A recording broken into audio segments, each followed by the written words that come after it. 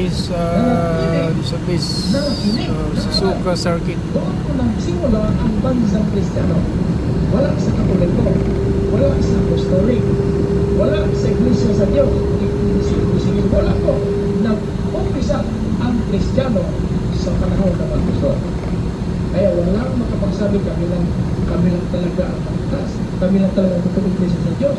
Kahit pasanin mo Iglesia magkakula ang Iglesia ng Diyos, kahit hanggang sa kamatay pasanin mo kakula, ang gawa natin ng hatol, hindi kartula ang hatol, hindi rin ang hatol, ang gawa natin ng hatol. Kaya ang sabi ni Apostol Pablo sa 2 Corinthians chapter 5 verse 10, maharap kayong lahat sa mukha ni Kristo. Lahat, mati siya. Ang sabi niya, maharap tayo. Pag sinabing tayo, kasama siya. Maharap tayo lahat sa mukha ni Kristo. Tatanggap tayo. Ayaw sa ating gawa.